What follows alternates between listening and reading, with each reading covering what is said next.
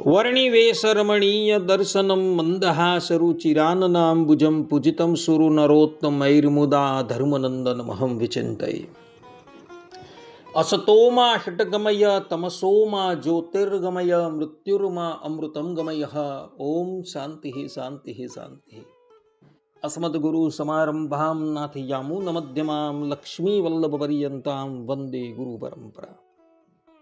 આજની જ્ઞાન સભાની અંદર પધારનારા બધા જ ભગવદ ભક્તોને વેદાંતાચાર્ય, પુરાણ ઇતિહાસાચાર્ય, એમએ ફિલોસોફી શાસ્ત્રી રાકેશભાઈના હેતપૂર્વક જય સ્વામિનારાયણ. ભક્તો, આજની આ જ્ઞાન સભાની અંદર આપણે બધા કોઈક સ્થાન પર અધર્મ થતો હોય અને સામર્થ્ય હોવા છતાં તેનો વિરોધ ન કરવામાં આવે તે કઈ દુર્ગતિને પામે, આ વિષય પર થોડી વાત શ્રવણ કરશું. તો બધા શ્રોતાગણો ધ્યાનપૂર્વક આ પ્રવચન શ્રવણ કરે અને એને આત્મસાત કરી લે. પ્રવચન થોડું કડવું હશે, પરંતુ કહ્યા વગર ચાલે એમ નથી, એટલે આ પ્રવચન હું કરવા માટે તૈયાર થયો છું. તો વાત એવી છે કે હમણાં થોડા સમય પહેલા એક ઇન્ટરનેશનલ વક્તાએ આપણા સ્વામિનારાયણ સંપ્રદાયનો તિલક ચાલ્લો બદલી નાખ્યો તથા ભગવાન શ્રીહરિના વખતથી તથા રામાનંદ સ્વામીના વખતથી ચાલી આવતી રામકૃષ્ણ ગોવિંદની ધૂન તથા જય સદ ગુરુ સ્વામીની પ્રસાદીની આરતી પણ બદલી નાખી. એઓએ જે આ કાર્ય કર્યું એનો વિરોધ કેટલાક ઉચ્ચ પદાધિકારીઓએ કર્યો તથા બીજા કેટલાક સામાન્ય મનુષ્યોએ પણ કર્યું.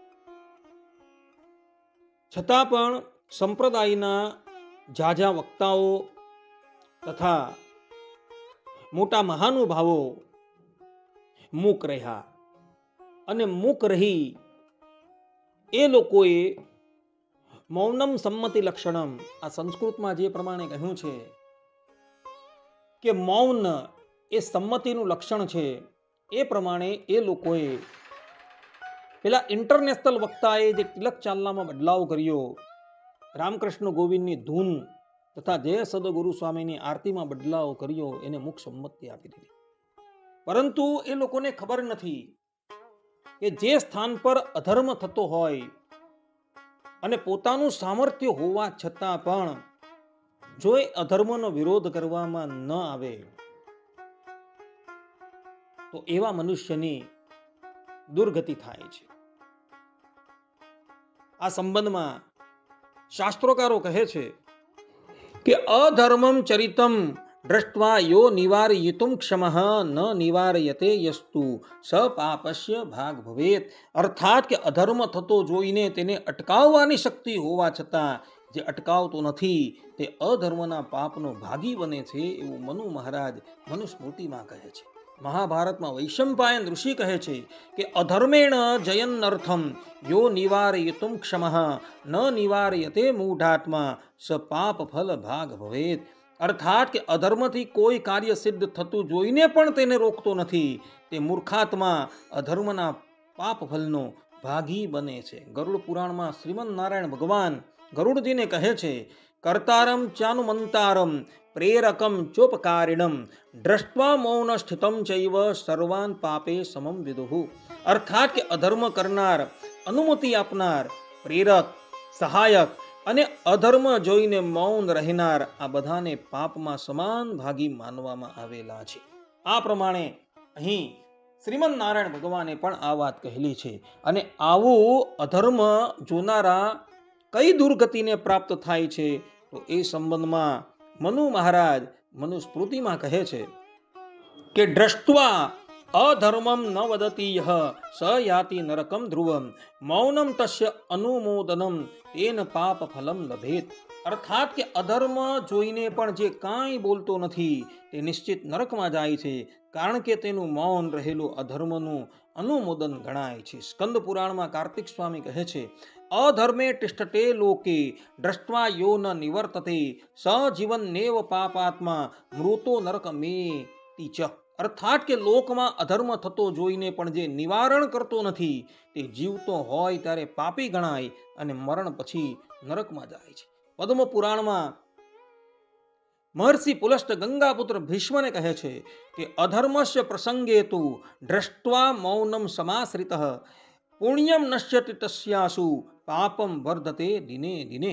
અર્થાત કે અધર્મના પ્રસંગે જે મૌન રહે છે તેનું પુણ્ય નાશ પામે છે અને તેનું પાપ દિવસે દિવસે વૃદ્ધિ પામે છે.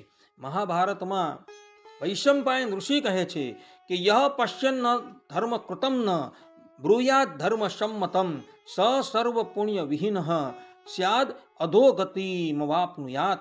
અર્થાત કે અધર્મ થતો જોઈને પણ ધર્મ સંગત વાણીથી વિરોધ ન કરનાર તે સર્વ પુણ્યોથી રહિત થઈ અધોગતિને પામે છે, જેનું જીવતું જાગતું દ્રષ્ટાંત ગંગા પુત્ર ભીષ્મ છે. મહાભારતમાં દ્યુત પર્વમાં પ્રસંગ આવે છે કે જ્યારે ધર્મરાજ યુધિષ્ઠિર દુર્યોધન સાથે દ્યુત ક્રીડામાં પોતાનું સર્વસ્વ, પોતે, પોતાના ભાઈઓ અને પોતાની ભાર્યાને પણ હારી ગયા અને તે સમયે દુર્યોધનના આદેશથી દુશાસન પાંડવોની ભાર્યા દ્રૌપદીને કેસ પકડીને દ્યુત ક્રીડા ભવનમાં ઉપસ્થિત કરે છે. તે વખતે દ્રૌપદી કાતર આંખથી ગંગાપુત્ર ભીષ્મ, આચાર્ય દ્રોણ, આચાર્ય કૃપ બધાની સામું જુએ છે, પરંતુ કોઈ પણ વ્યક્તિ એની સહાય કરવા માટે તૈયાર થતું નથી. અંતે દુર્યોધનના આદેશથી દુશાસન દ્રૌપદીના ચીરહરણ કરવા લાગે છે અને એ દ્રશ્ય પણ ગંગાપુત્ર ભીષ્મ પોતાના નેત્રથી જુએ છે. ગંગાપુત્ર ભીષ્મ સમર્થ છે, ઈચ્છા મૃત્યુનું વરદાન ધરાવે છે, છતાં પણ એવો એ અધર્મ જોયા કરે છે અને એ અધર્મનો વિરોધ નથી કરતા. અને એના પરિણામે કુરુક્ષેત્રના મેદાનમાં અજેય અને ઈચ્છા મૃત્યુના વરદાન ધારી ગંગાપુત્ર ભીષ્મ એ 10મા દિવસે બાણસૈયાની ઉપર સૂવું પડેલું હતું. એનું કારણ મહાત્માઓ એ જ આપે છે. ગંગાપુત્ર ભીષ્મ એ પાંચાલીના વસ્ત્રહરણને જોયા કરેલું હતું, અધર્મને જોયા કરેલું હતું, સમર્થ હોવા છતાં એનો વિરોધ ન કરેલો હતો. એટલે માટે ગંગાપુત્ર ભીષ્મને બાણસૈયા ઉપર સૂવું પડેલું હતું.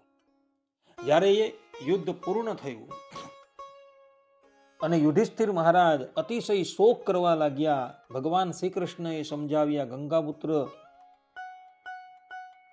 ભીષ્મની પાસે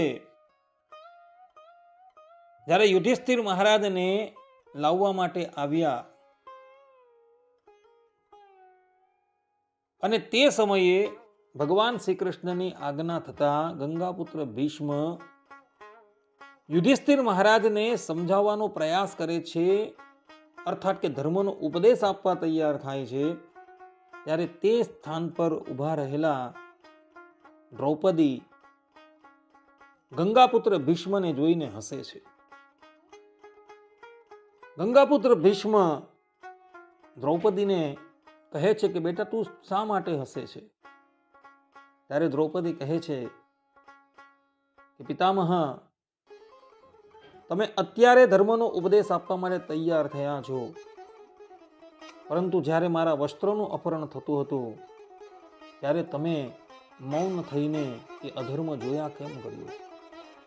ત્યારે ગંગાપુત્ર ભીષ્મ કહે છે કે બેટા, તે વખતે દુર્યોધનનું પાપી અન્ન મારા શરીરમાં રક્ત થઈને દોડતું હતું અને એને લઈને હું સત અસતનો નિર્ણય કરી શકતો ન હતો અને એટલે માટે તે સમયે હું મૌન થઈને બેસી રહ્યો હતો. પરંતુ તારા પતિએ દુર્યોધનનું બધું જ રક્ત મારા શરીરમાંથી કાઢી નાખેલું છે. તારા પતિએ બાણો મારી મારું આખું શરીર છલની કરી દીધેલું છે અને એને લઈને મારા આખા શરીરમાંથી દુર્યોધનનું પાપી અન્ન જે રક્ત બનીને દોડતું હતું તે નીકળી ગયું છે અને એટલે માટે હવે હું સ્વસ્થ થયો છું અને હવે ધર્મનો ઉપદેશ આપવા માટે તૈયાર. આ પ્રમાણે ગંગાપુત્ર ભીષ્મ જેવા પરમ ભાગવત દુર્યોધન જેવા પાપીનું અન્ન ખાવાથી જો ધર્મનો નિર્ણય ન કરી શકતા હોય તો આપણી શી વાત કરવી. માટે ભક્તો, જે સ્થાન પર અધર્મ થતો હોય અને તમારામાં સામર્થ્ય છે તો એનો વિરોધ કરો. જો સામર્થ્ય નથી તો એ સ્થાન ત્યાગ કરીને જતા રહો. મહાભારતના રાજસૂય પર્વની અંદર બીજું પણ એક દ્રષ્ટાંત આવે છે. રાજસૂય યજ્ઞમાં જ્યારે અગ્ર પૂજા કોની કરવી એ બાબતમાં બધા પોતપોતાનો અભિપ્રાય આપવા લાગ્યા, ત્યારે સહદેવ ભગવાન શ્રી કૃષ્ણનું નામ કહે છે. ગંગાપુત્ર ભીષ્મ સહદેવની વાતને અનુમોદન આપે છે અને તે સમયે સભાની અંદર બેઠેલો શિશુપાલ ઊભો થઈને ભગવાન શ્રી કૃષ્ણના કુળની અંદર પણ દોષારોપણ કરવા લાગે છે. શિશુપાલના આ કાર્યને જોઈ ત્યાં બેઠેલા કેટલાક લોકો તો શિશુપાલનો વિરોધ કરે છે અને કેટલાક લોકો તો એ સભા ભવનનો ત્યાગ કરીને જતા રહે છે. ભગવાન શ્રી કૃષ્ણને નિંદા સાંભળી અર્જુનજી છે, ભીમસેન છે ઇત્યાદિ તો ઊભા થઈને શિશુપાલનો વધ કરવા તૈયાર થાય. કારણ કે એ લોકો સમર્થ હતા અને જે લોકો સમર્થ ન હતા એ લોકો સભા ભવન છોડીને જતા રહ્યા. પરંતુ ભગવાન શ્રી કૃષ્ણએ એ બધાને જ બેસાડી દીધા અને સુદર્શન ચક્ર ચલાવી શિશુપાલનો વધ કરી દીધો. માટે ભક્તો, જે સ્થાન પર ભગવાન કે મોટા સંતોની નિંદા થતી હોય, જો સમર્થ હોય તો એનો વિરોધ કરે અને સમર્થ નથી એ સ્થાન તોડીને ચાલ્યા જાય. અન્યથા ગંગાપુત્ર ભીષ્મ જેવી પરિસ્થિતિ ઉપસ્થિત થશે. આટલું કહીને હું મારા પ્રવચનને અહીં વિરામ આપું છું. સર્વે સંતુ નિરામયઃ, સર્વે સુખીનો ભવંતુ, સર્વે ભદ્રાણિ પશ્યન્તુ, મા કશ્ચિદ દુઃખાગ ભવેત. અસ્તુ. જય સ્વામિનારાયણ.